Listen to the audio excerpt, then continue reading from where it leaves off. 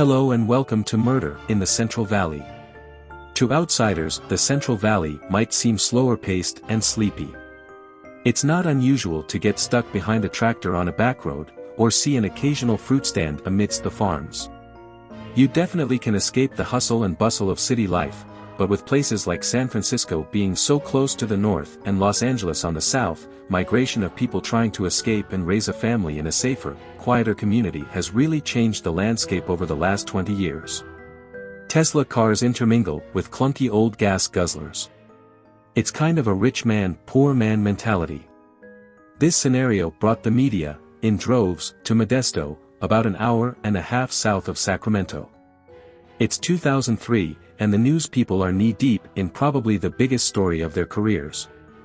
The soap opera that was the disappearance and murder of Laci Peterson.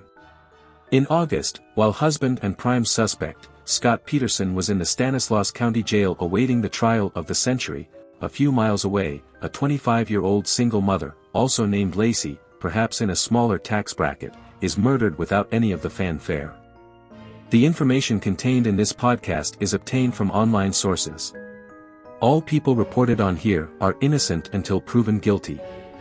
Most of these crimes have been through the court system and the suspects are either dead or tucked away safely in prison. Due to graphic content, viewer discretion is advised.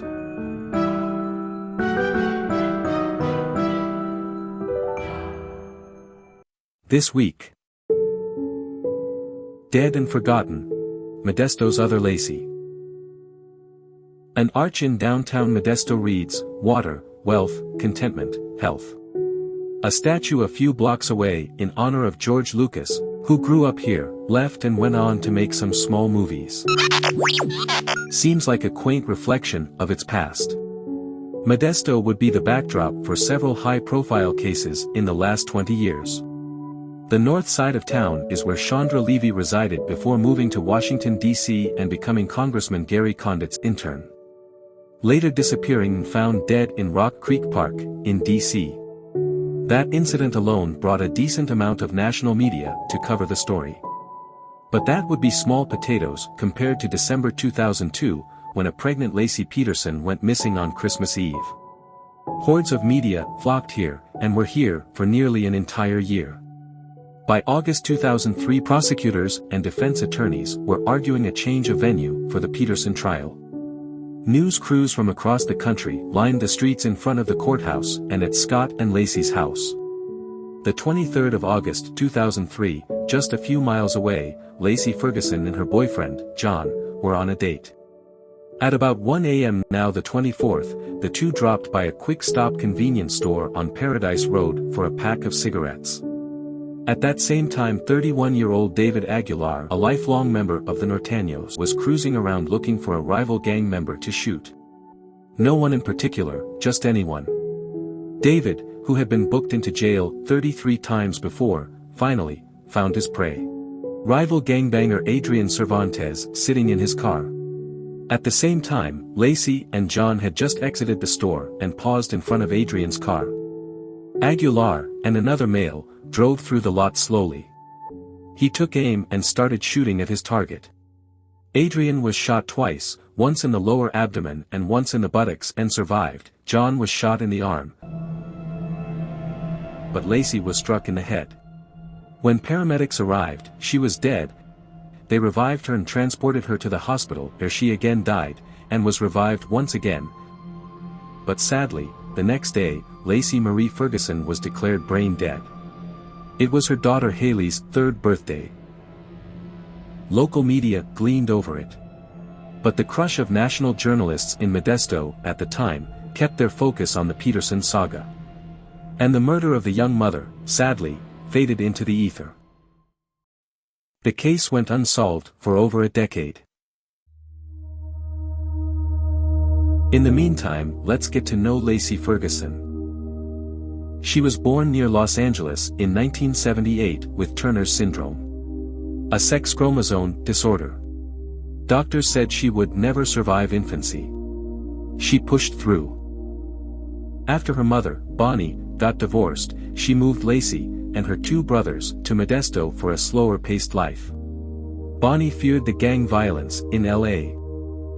Growing up, Lacy was an excellent student and loved school. She was in the Girl Scouts, in the Navy League and the Sea Cadets. Doctors said she would never survive adolescence. She pushed on. Her mother never told her that Turner's syndrome could be fatal.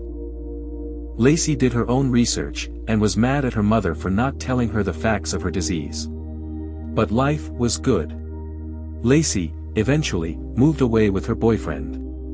They thought because of her syndrome that she could never get pregnant. They were wrong. In 1999 she learned she was going to be a mother. Her boyfriend didn't want to be a father, so Lacy broke up with him and moved back to Modesto. In August 2000, she gave birth to a miracle baby, daughter Haley. Lacy took to being a mother well and loved every minute of it. These were the happiest days for Lacy, mother Bonnie, and stepdad Jack. All this would come to an end in the early morning hours of August 24th with a loud knock at their door. It was one of Lacy's friends, frantic and telling Bonnie and Jack about the shooting. Jack quickly drove to the scene. Cops held him back as he helplessly watched paramedics doing CPR on Lacy. Investigators knew it was gang-related almost immediately, but the fact that most gang members have a target on their backs to begin with, it could have been any number of rivals. Not only did the trail go cold, but it was cold from the start. Lacy's mother, Bonnie Dryskill, was forced to wait and wait. What is a mother to do when their son or daughter is killed and has to wait for justice? She, Chandra Levy's mother Susan, and another victim's stepmom started Wings of Protection, a victims advocacy group.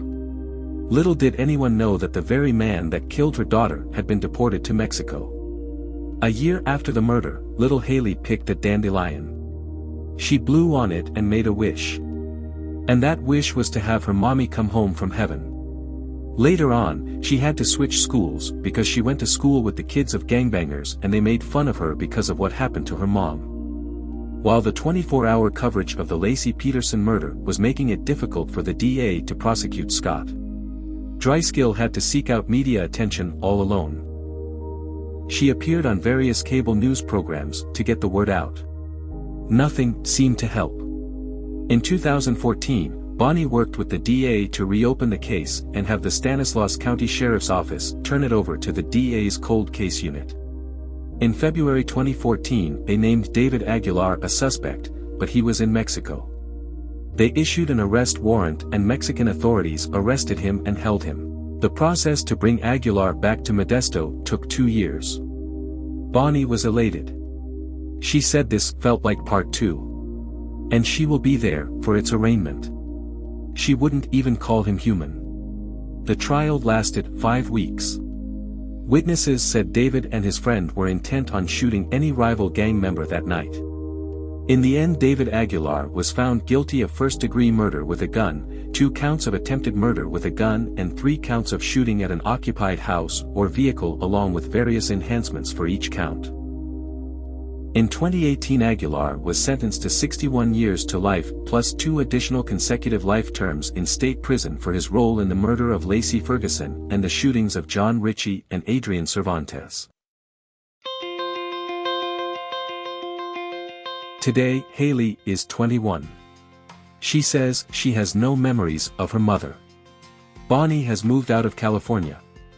Lacy's final resting place is the Ceres Memorial Park. Her gravestone reads, "To the world you were just one person, but to us, you are the world. We will always love you." And that's the story of Modesto's other Lacy. Next time. Does he have a gun right now? He already beat my head. If you don't get her, he's going to kill both of us. An out-of-state woman tries to ditch her stalker by secretly moving to Turlock. A resourceful abusive ex tracks her down with deadly intentions. Don't miss, You Can Run, But You Can't Hide, next week. On Murder in the Central Valley. I hope you enjoyed this podcast. If you liked what you've heard, leave a comment down below, and tell a friend.